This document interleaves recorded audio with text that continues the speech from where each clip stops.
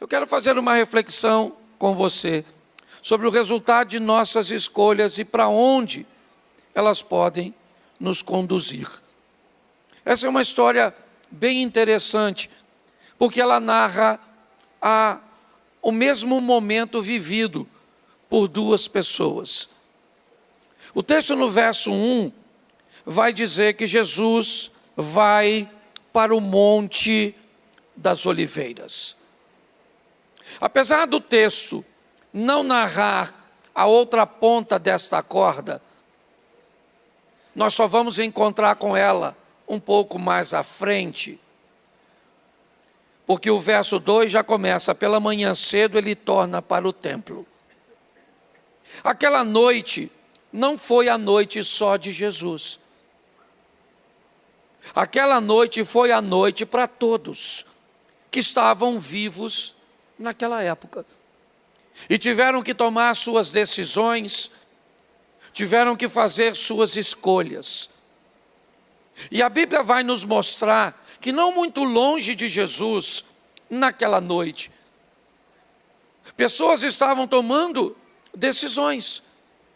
Jesus foi para o Monte das Oliveiras para orar, mas nem todos estavam em oração, nem todos estavam fazendo a mesma coisa que Jesus. O texto vai destacar uma mulher que resolveu tomar uma decisão que provavelmente, se ela for descoberta, vai ser a última noite ou o último dia de vida dela. O texto diz que uma mulher resolve manter mais um relacionamento extraconjugal, um adultério. Provavelmente, ela é alguém que está envolvida com um homem que não é seu marido. Essa mulher sabe que isso é errado. Ela entende que o que ela está fazendo pode levá-la à morte. O motivo que a fez concretizar o ato, mesmo assim, eu não sei. Mas eu já posso chegar bem perto de uma resposta. Ela nunca foi pega.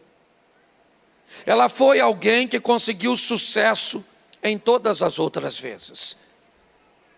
Provavelmente todas as outras vezes que ela conseguiu, nunca amanheceu.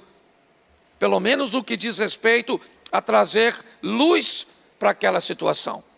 Todas as vezes que ela fez algo errado, que ela cometeu aquela infração, certo? Ela teve um desfecho favorável. Provavelmente, se tinha um coração bom, teve que se encontrar na manhã com o remorso, aquele sentimento agudo que dói demais no começo, mas que praticamente desaparece depois, dando à pessoa, a possibilidade de repetir novamente o ato. Provavelmente ela não foi pega das outras vezes, e quando alguém não é pego uma vez, é normal que esse alguém se sinta confortável de repetir novamente o ato, sem ter a necessidade de corrigir sua rota. A noite que Jesus estava orando, ela estava tendo prazer com um homem. Não havia nada de errado nisso, se esse homem não fosse um homem que não era o marido dela. Então ela está vivendo sua noite. E quem vive sua noite, inevitavelmente vai ter que encontrar com seu dia. A Bíblia diz que o sol nasce para o justo e para o injusto, que a chuva cai para os dois. E a vida é como um cartão de crédito. Usa do jeito que quiser, mas uma hora a fatura vai chegar para você. Pode ter certeza. E não só para você, para todos nós. O verso 2 começa a narrar um pouco mais dessa história. Pela manhã cedo, tornou para o templo Jesus, e todo o povo vinha ter com ele, e assentando-se, os ensinava. Aqui está o reflexo da escolha de Jesus. Vivemos debaixo de uma lei de semeadura.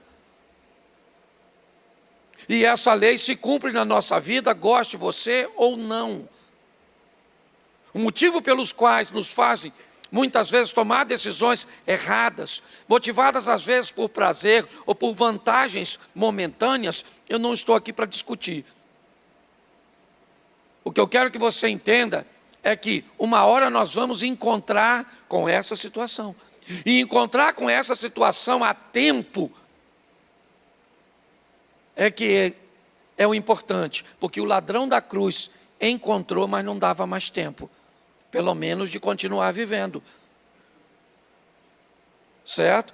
Se ele tivesse despertado mais cedo, ok? Daria tempo. Mas não deu mais tempo para ele. Todos eles estavam intencionados a descer da cruz, a continuar vivendo, a prosseguir vivendo. A proposta a Jesus foi essa: se és o Filho de Deus, então desça da cruz. Salvou os outros e não pode salvar a si mesmo, né? Nos salve, nos tire daqui.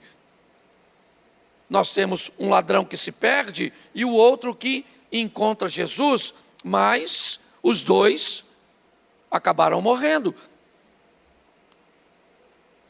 Ele não teve uma outra chance, porque algumas situações e avisos e maneira de Deus tentar falar comigo e com você diversas vezes, não tendo sucesso, porque nós não queremos muitas vezes ouvir ou mudar de postura. Por quê? Porque às vezes a vantagem que recebemos do fato, do ato, ela é tão boa no momento, que às vezes nós não corrigimos a nossa rota.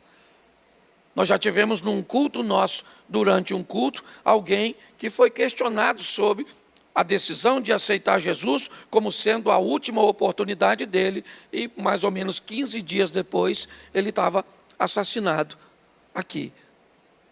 Deus sempre vai procurar uma maneira mais agradável, certo? Mais respeitosa de corrigir a mim e a você. De criar um ambiente onde Ele vai nos despertar para dizer a mim e a você: corrija. Para que a vergonha da sua família? Para que a vergonha dos seus negócios? Para quê? Por que não tomar uma decisão enquanto a vergonha ainda não apareceu? Enquanto a falência ainda não chegou? Enquanto as coisas ainda não se perderam? Para esta mulher, apesar de muito desconfortável, ainda deu tempo. Jesus acorda de manhã e amanheceu para ele, vai ele colher o reflexo do que plantou naquela noite. É assim que funciona. O que Jesus tem na manhã é uma visita ao templo, onde as pessoas querem ouvi-lo, onde ele vai ensinar sentado como centro das atenções positivas. É isso que ele é, o centro das atenções. As pessoas estão ao redor do Rabino Jesus, ouvindo o que ele tem a dizer e o que ele ensina. Mas o verso 3 começa a contar a história da noite de outra pessoa. A noite da mulher que resolveu adulterar. Da pessoa que resolveu negligenciar, desrespeitar, desobedecer, fazer aquilo que sabia que não era certo, mas que gerava prazer, satisfação. É isso que ela está fazendo. Talvez nós não estamos adulterando, mas estamos gastando aquilo que não podemos pagar. Talvez nós não estamos adulterando, mas não estamos estudando como se fôssemos passar. Talvez nós estamos tomando decisões cujas quais nós vamos ter que encontrar com elas lá na frente. Mesmo às vezes com a vida transformada. Há um tempo atrás eu estava chegando na igreja, e em frente aqui à igreja tinha uns rapazes. E dentre eles tinha um amigo de infância, um dos meus melhores amigos numa fase da minha vida. Depois nós nos distanciamos. O Beto está lá atrás, Beto vai lembrar. Beto estava ali, certo? Próximo. E quando eu cheguei, ele veio até a minha direção e, ao entrar pelo portão da igreja, eu fui e disse para ele que lá fora estava um amigo meu. E aí ele me disse assim, não sei se vai lembrar, irmão, pastor, ele não estava falando coisa boa do senhor lá fora. E ele não estava mentindo. Ele só estava falando coisas a meu respeito de uma época que eu vivia sem Jesus, porque todo mundo tem passado. Então deixa eu te dar uma notícia em primeiro lugar. Quando alguém disser qualquer coisa a respeito de alguém, antes de tomar sua decisão, procura a cronologia dos fatos, para descobrir quando foi que aconteceu.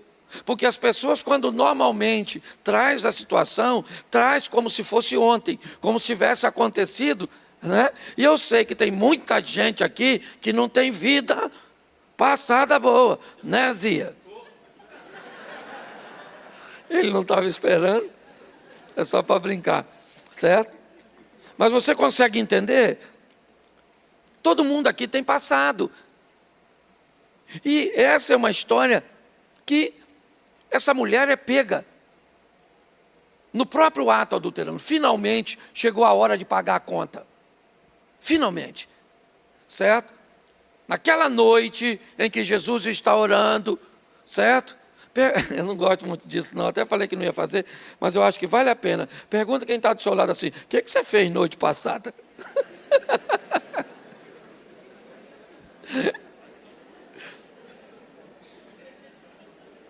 Você consegue?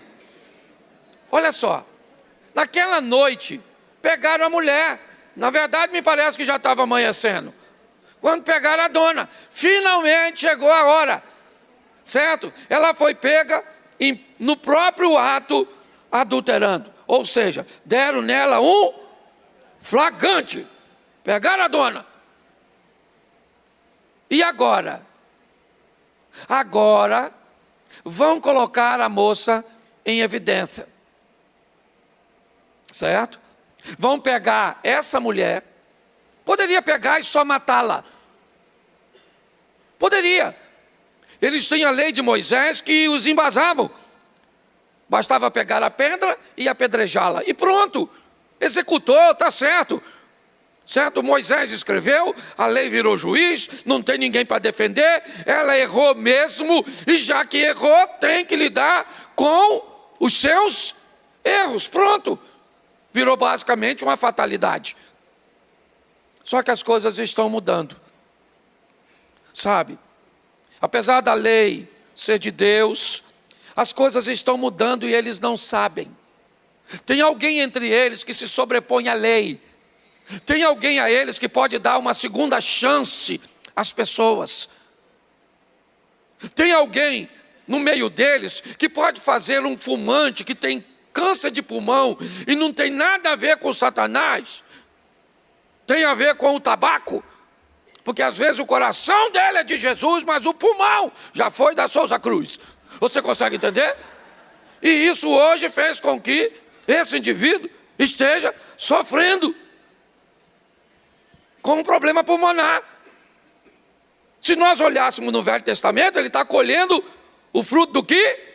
Mas a esperança ainda não é o fim. A misericórdia de Deus está no meio de nós. Então nós precisamos acreditar nisso. Que Deus ainda faz milagres e ainda está no meio do seu povo. Pegaram a mulher e foram colocar essa mulher onde? No centro das atenções, como Jesus. Jesus torna-se o centro das atenções por coisas positivas. Ela se torna o centro das atenções por coisas negativas. O exemplo que Jesus vai dar deve ser replicado, para que aqueles que o replicam sejam chamados de cristãos. O exemplo que essa mulher está dando deve ser evitado, certo? Porque o título que quem vai receber vai ter, não lhe traz honra, não lhe traz dignidade. Então eles querem expor essa mulher, Colocar essa mulher no meio, mostrar essa mulher para todo mundo isso. Por quê? Porque ela errou mesmo. Você está entendendo? Porque está aí o exemplo dela. Sabe o que ela está fazendo? Ela está fazendo o que nós não fazemos. Sabe o que os escribas e fariseus estão dizendo? Nós somos melhores do que ela. Parece que há um alívio quando alguém faz algo que nós não fazemos. Quando nós conseguimos, pelo menos por algum tempo, tirar a atenção de nós e colocarmos em outra pessoa. É isso que eles estão fazendo. Leva esta mulher para o templo. Uma mulher que provavelmente está basicamente seminua. Já está envergonhada, triste. Sabe que vai morrer. Seus algozes já estão com as pedras na mão. É só apedrejá-las. Mas nenhuma desgraça é tão boa que não possa piorar. Certo? Para que matar um se nós podemos matar dois? Para quê? Bom, já que as pessoas não gostam dos desobedientes, elas também não têm tendência a gostar de obediente, não. Já que algumas pessoas não gostam das pessoas que vivem no pecado, numa vida torta, elas também não gostam de alguém que vive uma vida santa e digna. Não basta matar a pecadora adúltera. Por que não levar o santo Jesus também para o buraco, junto? Porque parece que as pessoas não estão satisfeitas com nada. Vamos acusar quem merece, certo? Por quê? Porque quando eu acuso a mulher, eu tiro de mim o foco. Mas quando eu olho para o outro lado, tem alguém santo que faz o foco voltar para mim. Você consegue entender porque você vai ser capaz de ser perseguido, mesmo sem dizer nada? As pessoas não vão gostar de você só por causa da sua postura, mesmo você não se tornando soberbo, nada. As coisas são difíceis. Observe, algumas pessoas podem ser perseguidas só porque receberam um elogio. Só porque alguém viu nelas a capacidade de fazer algo e quis premiá-la muitas vezes, falando sobre a sua conduta, inevitavelmente, só por causa disso, essa pessoa acaba criando desafetos. Essa é a comunidade religiosa, escribas e fariseus. Não tem nenhum gentil aqui não.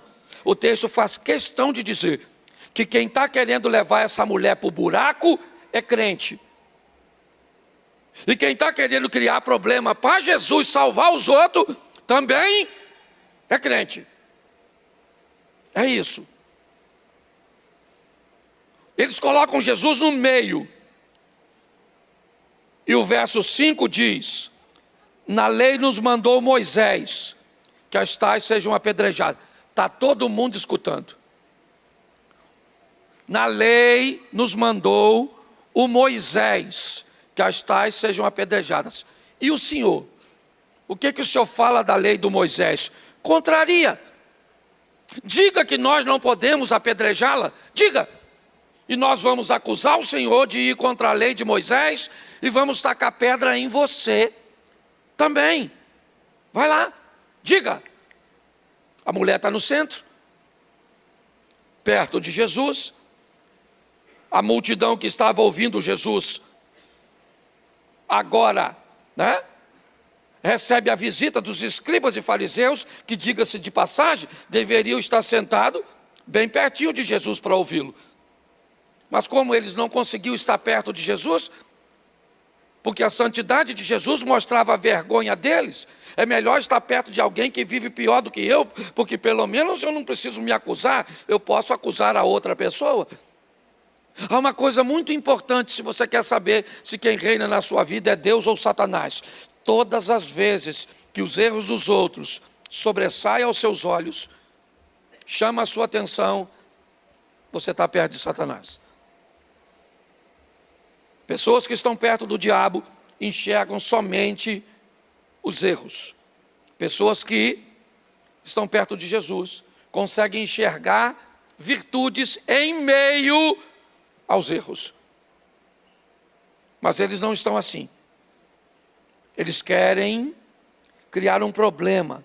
E o verso 6 diz claramente isso. Isto diziam eles, tentando, para que tivessem do que o acusar. Por quê? Porque não tem.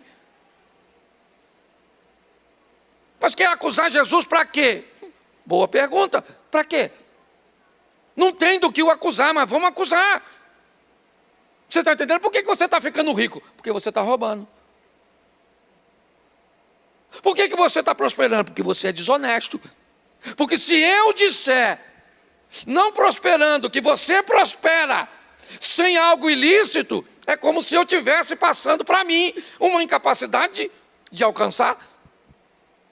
Então é muito mais fácil para as pessoas, né, destruírem a reputação das outras do que criarem suas próprias reputações. Eles estão querendo levar Jesus sem razão, é verdade, tentando acusá-lo ou arrumando alguma coisa, mas eu acho sensacional o que Jesus faz. O caso é sério, é um adultério, tem testemunhas. O caso é seríssimo e Jesus não dá nem bola.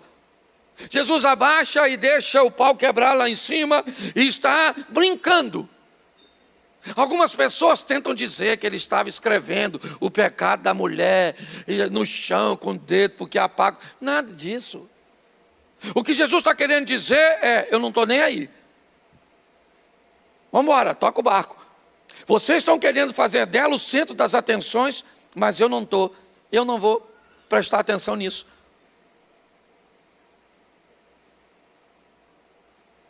O que eles deveriam ter feito? Pare e pense. Para de conversar com Jesus, pega a mulher, vai embora e mata a mulher. Mas eles não estão satisfeitos com isso, não. Eles querem levar Jesus junto. Eles querem dizer, olha, nós precisamos matar ele também, precisamos fazer alguma coisa com esse indivíduo.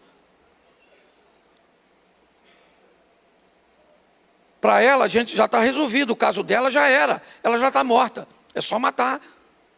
O que nós precisamos agora é uma forma de levar esse indivíduo junto com ela. Mas ele não fala nada, ele não está dando atenção para eles, ele não está olhando para eles. Jesus não está nem aí para aquela situação. É como se ele dissesse assim, quer matá-la? Então pega a mulher, leva e mata. O Moisés não autorizou? Não é isso? Não é essa a cabeça de vocês, que uma pessoa quando erra não deve ter uma segunda chance? Porque eu aprendi uma coisa ao longo da minha vida. Se alguém sempre foi sem vergonha, sempre foi sem vergonha, sempre foi sem vergonha, e se converte, sabe o que as pessoas falam? Fica de olho, hein? Fica de olho que isso não era mole não. Isso é lobo na pele do cordeiro. Está aí na igreja, está aí na igreja, está aí na igreja. Fica de olho, hein? Mas se uma pessoa sempre foi gente boa, sempre foi gente boa, e um dia deslizou, sabe o que as pessoas falam? Nunca me enganou não, rapaz. Isso tinha alguma coisa por baixo dos panos assim que eu não me engano. Certo? Pode notar. Por quê? Porque as pessoas gostam de ver os outros cair. Seja franco, a maioria de nós, até de fato, se você está na rua, alguém escorrega e cai, normalmente o que você faz? Você não morre. A nossa preocupação é tão grande com isso, que nós já sabemos isso e está no nosso inconsciente. Você quer ver? Quando tu tropeça, já tropeçou? Qual é a primeira coisa que tu faz depois de tropeção? Me ajuda aí. Caçar se alguém viu. Porque se ninguém viu, certo? Está tudo certo. Mas se alguém viu, é verdade. Nós paramos e olhamos para eles, Jesus não está nem aí, certo? Mas eles não vão se dar por vencido, por satisfeito, não. Eles vão dar um jeito de fazer com que Jesus também seja morto. Então, o verso 6, o texto diz assim, verso 7, perdão.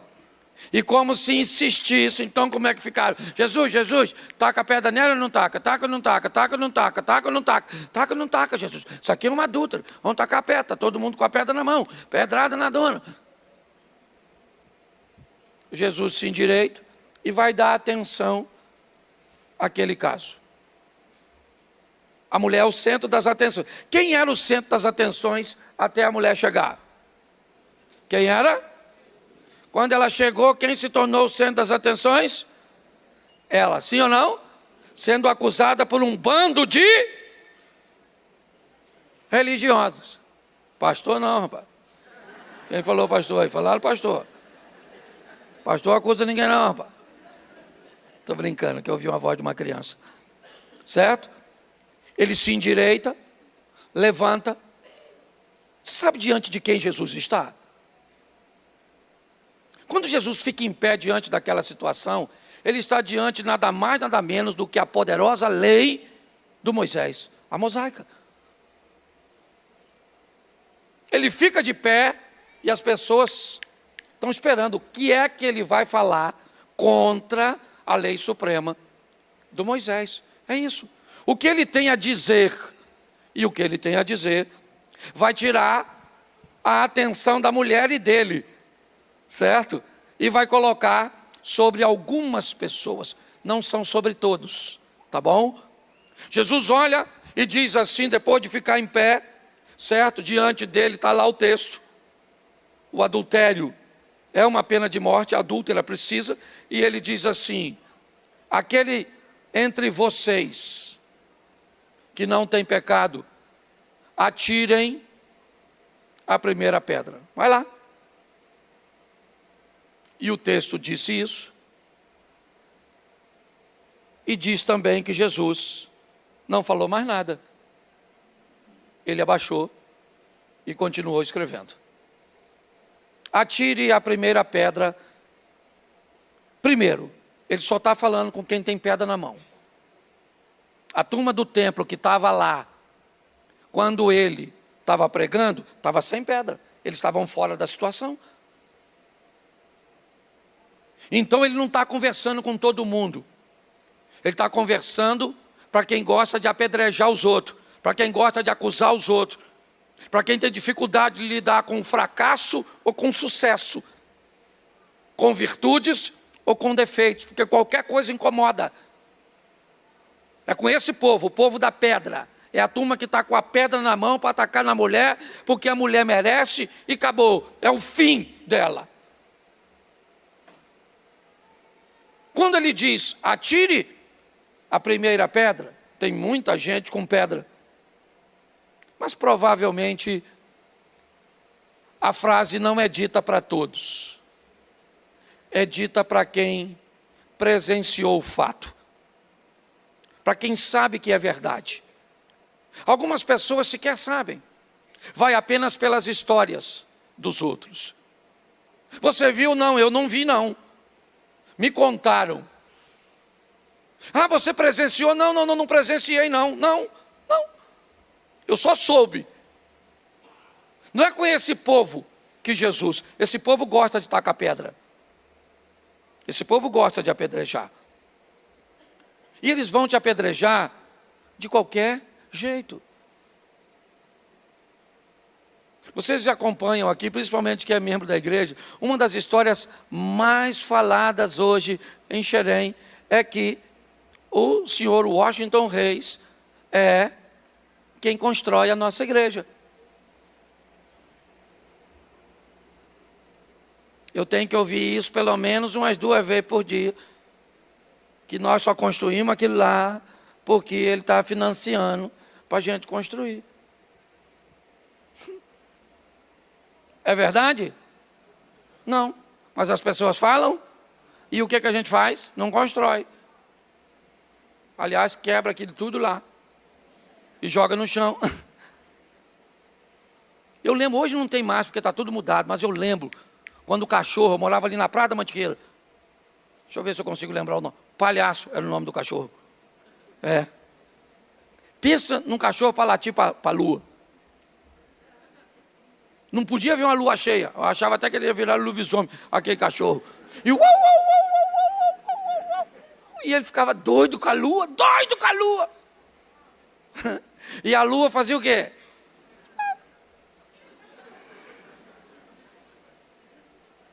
Ele continuava latindo, sim ou não? E a lua continuava brilhando, acesa. Então deixe os cães latirem. E continue brilhando, continue fazendo, continue vencendo, continue crescendo. Você está entendendo? Se o que crescer incomoda os outros, se lascar também. E pior, se lascar ainda incomoda os outros e você. Então que se lasca os outros e você. Não posso falar isso não, desculpa. Mas é verdade, as pessoas ficam olhando, não fazem, não querem ver você fazendo, não crescem, não querem ver você crescendo. Jesus falou, atire a primeira pedra. E foi lá, ó. E ele falava com o pessoal que viu. Fala assim, eu vi. Fala, eu vi. Isso. É com quem vê. E o pessoal, porque como é que funcionava a lei? Já expliquei aqui. A lei do Moisés era assim. Tinha que ter pelo menos 2 testemunhas ocular, que viu o fato. Entendeu? Então essas pessoas davam o depoimento na presença. E aí elas tacavam o primeiro uma, entendeu? Depois o segundo tacava dele. E aí a turma ia para pedrado. Quando Jesus diz atira a primeira pedra, ele tirou o foco dele, da mulher, e colocou na pessoa que viu. Aí eu imagino todo mundo olhando para quem viu. Pelo menos o pessoal que... Vamos lá, irmão, vamos lá. Pedrada na dona. Eu estou aqui, eu só posso tacar minha pedra depois que você tacar a sua. Taca a sua, ela está lascada, essa dona. Lada de homem, já está tão difícil. Ainda pegou, não? O homem dos outros. Só que aí o pessoal com a pedra na mão está diante de quem? De quem? E ele sabe que Jesus é o Filho de Deus e que é poderoso e que sabe que eles também têm pecado, porque todo mundo tem. Você tem? Você tem? Sério? Quem não tem, levanta a mão. Me conta aí, pô.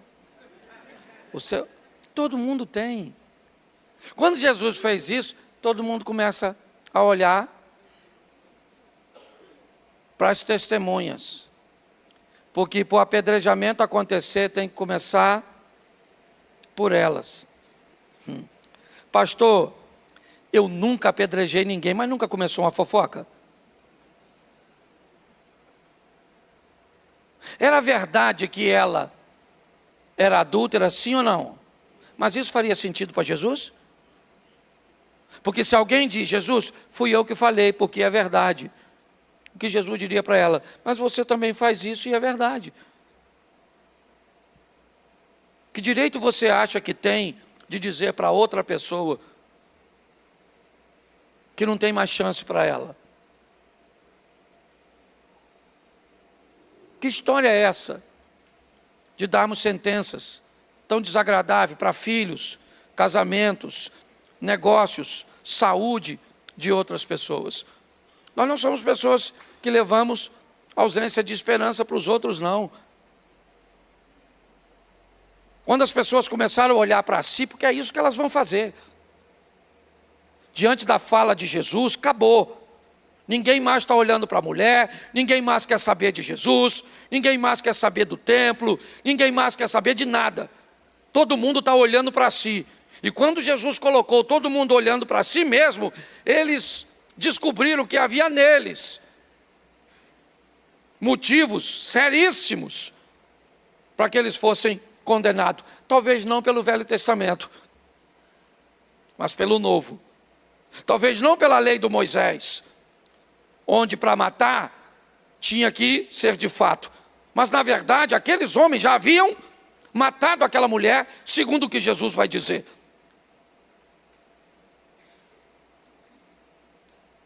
Sabe o que acontece? As pessoas começam a ir embora. Começaram pelos velhos, os inflexíveis, com a mente totalmente engessada. E as pessoas vão indo embora. Jesus não levanta, continua onde está. Ele não está dando atenção para as pessoas. Elas vão embora e vão ter que digerir no caminho, na noite, na cama, a vergonha que todos eles passaram. Sejam jovens ou velhos, quando encontrassem na rua e lembrassem que estiveram juntos diante de uma mulher, vão descobrirem que o outro não pôde apedrejar, porque também tinha algo de errado. Não precisava expor, não, precisava apenas mostrar para mim que por pior que a outra pessoa seja, se ela vai entrar aqui sã ou bêbada, se ela vai entrar aqui vestida num padrão que nós achamos que é certo ou não, se fez, faz, para Deus, isso não é relevante. Quando nós olhamos para essa situação, onde ninguém queria dar uma oportunidade nova para ela, todos estão indo embora. E o texto é bem claro. O texto diz que quando o assunto é pecado, só fica Jesus e a mulher. O texto faz questão de dizer, e Jesus levantando, não viu ninguém além da mulher. Não tem discípulo, não tem aluno de Jesus, não tem gente que toma conta, que abre ou fecha a porta da sinagoga, não tem ninguém. Quando ele disse, pecado, todo mundo foi embora. Ficou só ela. Ela ficou. Ela era o centro das atenções. Quando todos vão embora, Jesus se levanta e faz uma pergunta para ela, mulher, onde estão os que te acusavam? Cadê as pessoas que iam matar você? Cadê? Cadê o pecado que ia te destruir? Cadê ele? Onde? Onde está a morte, a sua vitória? Cadê? Cadê? Cadê o ancião da sinagoga? Cadê o pastor fulano de tal? Cadê o ciclano? Cadê? Cadê o teólogo, não sei das quantas? Cadê o estudioso? Cadê o fariseu, o escriba? Cadê o cara? Traz o cara aqui e manda ele te acusar. Cadê? Todos foram embora. Ficou somente Jesus e a mulher. E ele pergunta, cadê? Ela diz, Senhor, ninguém me condenou. Ninguém. Todos foram embora. Ele disse, então, se ninguém te condenou, não sou eu que vou te condenar. Aliás, a frase que eu disse aqui, o único que poderia cumpri-la sou eu. Se tem alguém no meio de todos que poderia te dar uma pedrada ou que começar, esse alguém seria eu. Até porque eu sei o que você fez, quantas vezes você fez, certo? Eu sei tudo a seu respeito. Mas eu não vou te condenar. Agora, a última frase é que é a mais intrigante. Vá e não peca mais. Vá e não peca mais. Por muito tempo, eu achei que era uma linguagem figurada. Por muito tempo eu achei que, como Jesus disse para alguém, vá e não peca mais. Será que ela poderia realmente cumprir o que Jesus disse? Será que ela poderia nunca mais pecar, parar de pecar? A Bíblia diz: todos pecaram e destituídos estão da glória, mas a Bíblia não diz que todos estão pecando. A Bíblia diz que todos pecaram. Duas coisas nós vamos aprender aqui. Uma é que nós podemos, de verdade, segundo a Bíblia, abandonar a vida de pecado. Isso é possível. Nós precisamos parar de nos esconder muitas vezes atrás de uma deficiência e dizer: mas nós não somos perfeitos. E isso é verdade. Não está falando de perfeição? Me parece que o que Jesus está dizendo é: saia daqui, primeiro, para nunca mais adulterar. Esse pecado seu, nunca mais. E com todas as suas forças, lute para eliminar todos os demais.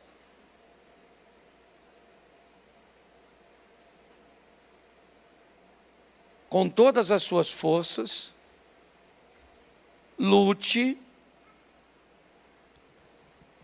para controlar, não para extinguir. Pastor, eu não consigo. É mais forte do que eu. O desejo, eu não consigo parar de sentir. Quem mandou você parar de sentir? A Bíblia diz: pare de dar vazão ao que você está sentindo. Pare de fazer com que a sua mente mande informação para o seu corpo e isso vire um comportamento. Está lá em Tiago. A consumação do pecado. E o pecado, então, sendo consumado, gera a morte. Para todos, era a última ou o último dia de vida daquela mulher. Para Jesus, não. Ele ainda tinha uma oportunidade para ela, para que ela pudesse mudar de vida. Eu não sei, eu sei muito da minha vida.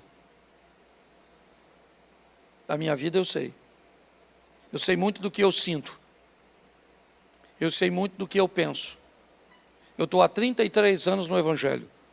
33. Estou indo para 34. Agora, eu ainda sinto muita coisa cujas quais eu me envergonho, Abner. Eu ainda penso muitas coisas das cujas quais eu teria vergonha de falar até para você, irmão. Mas eu posso dizer a você que basicamente todas as coisas das cujas quais eu me envergonho de pensar, eu não me envergonho de fazer, porque eu não faço.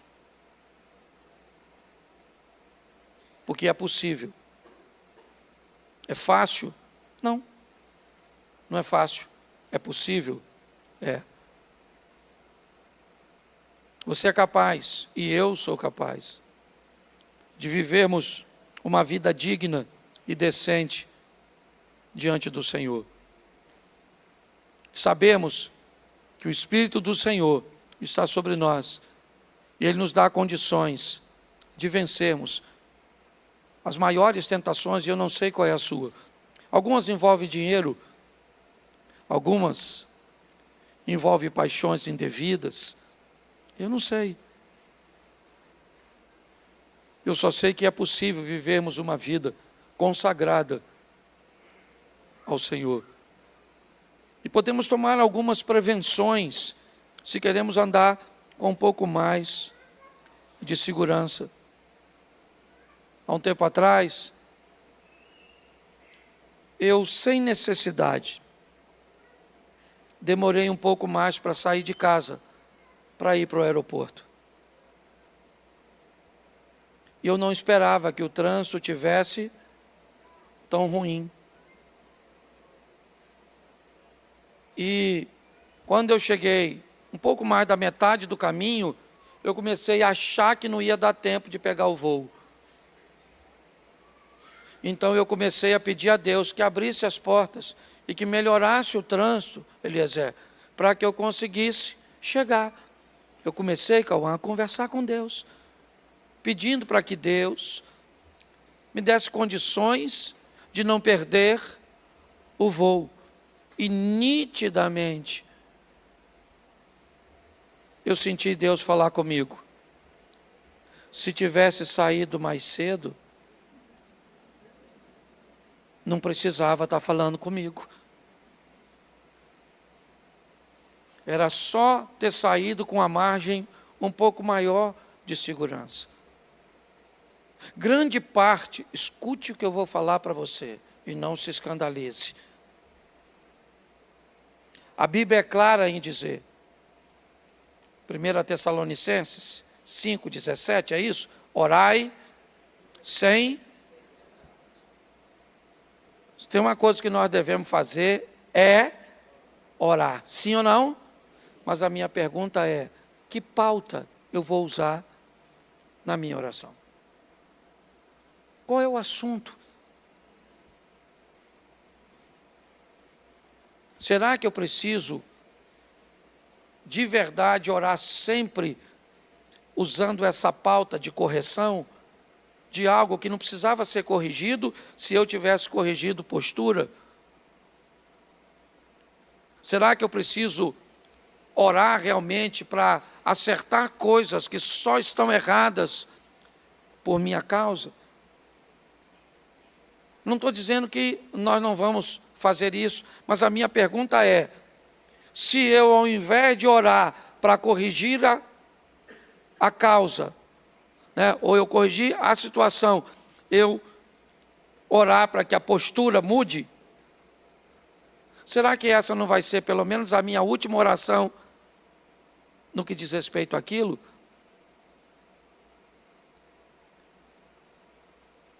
Porque se eu corrigir minha postura no que diz respeito a meu cônjuge, esse é um assunto cujo qual eu não preciso mais falar com Deus.